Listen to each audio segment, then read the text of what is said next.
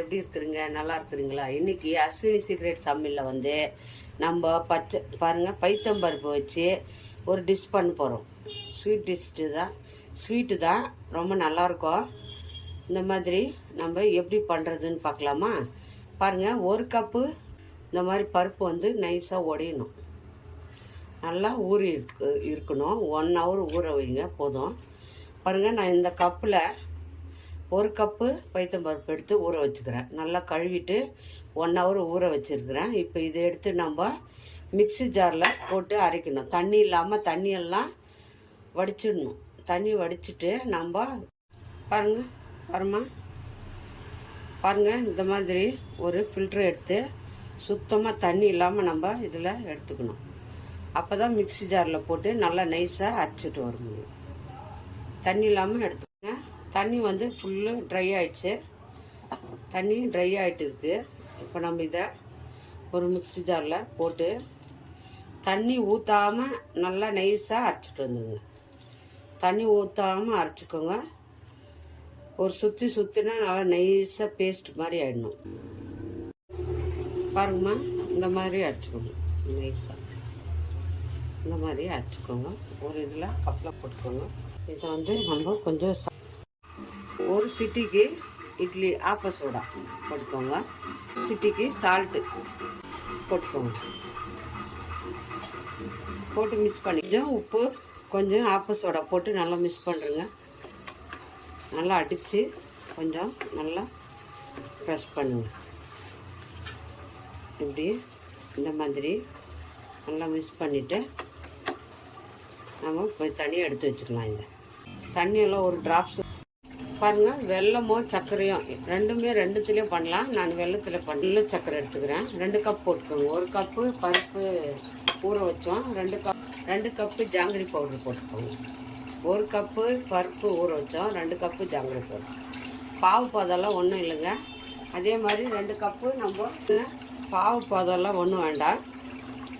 வெல்லம் கரைஞ்சால் போதும். வெல்லம் இருந்தாலும் போட்டுக்கோங்க, சக்கரை இருந்தாலும் போட்டுக்கோங்க, எது இருந்தாலும் ஓகே. 2 கப்புக்கு 2 கப் தண்ணி ஊற்றிக்கோங்க. ஊற்றி நல்லா இந்த வெல்லத்தை இப்படி கரைச்சி வரணும்.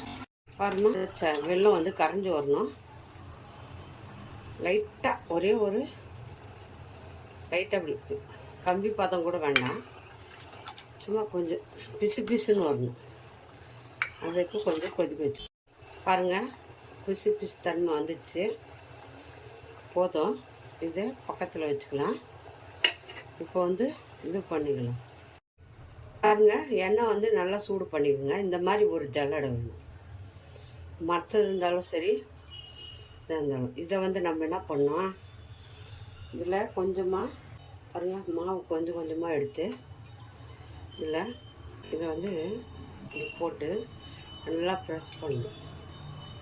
அப்போ வந்து அது விழுந்துடும்.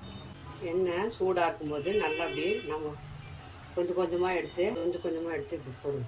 இப்படியா ப்ரெஸ் பண்ணுங்க. மாதிரி போட்டு இப்படி எடுத்து இப்படி ப்ரெஸ் பண்ணுங்க. அவ்வளோதான். ரொம்ப டேஸ்ட்டாக இருக்குங்க இது.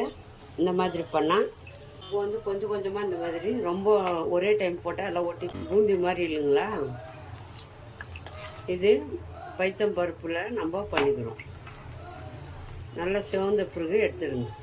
எல்லா மாவும் அதே மாதிரி போட்டுக்கோங்க. இதே மாதிரி சிம்பிளான ஸ்நாக்ஸுங்க. இது ரொம்ப நல்லாயிருக்கும். ஹெல்த்தியானது. பச்சை பயிறு வெல்லம் கூட ஹெல்த்தியானது. நம்ம இதை வர பிள்ளைங்களுக்கு, இதை வீட்டில் ஸ்கூல் விட்டு வர பிள்ளைங்களுக்கு செஞ்சு கொடுங்க. ஹெல்த்தியானது இது. இப்போது கலர் வந்துடுச்சு. எண்ணெய் கூட இழுக்காதுங்க. இது நான் எல்லாம் பாவும் போட்டுட்டு காட்டுறேன்.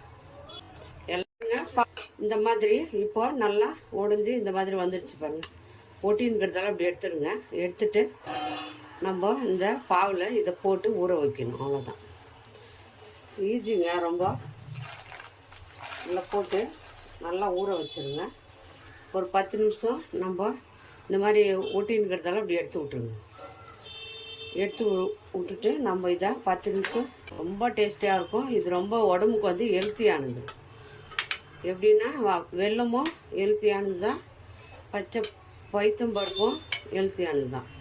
அது ரெண்டுமே நம்ம இந்த மாதிரி ஸ்நாக்ஸு குழந்தைங்களுக்கு செஞ்சு கொடுத்தா ரொம்ப விரும்பி சாப்பிடுவாங்க. இதை வந்து மூடி வச்சுருங்க. 10 நிமிஷம் நல்லா மூடி வச்சு ஊறட்டும். ஊறின பிறகு பார்க்கலாம். மூடி வச்சதை பாருங்கள், எல்லா ஜீராவும் அப்படியே இழுத்துக்கிச்சு பாருங்கள்.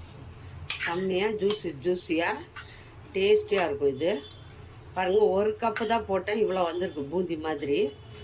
குழந்தைங்கள்லாம் விரும்பி சாப்பிடுவாங்க, ரொம்ப நல்லாயிருக்கும். இப்போ இது 1 கப்பில் போட்டுக்கலாம்.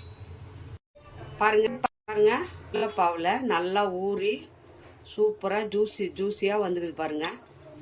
இது வந்து ரொம்ப நல்லா டேஸ்டியாக இருக்குங்க, ரொம்ப டேஸ்டியாக இருக்கும்.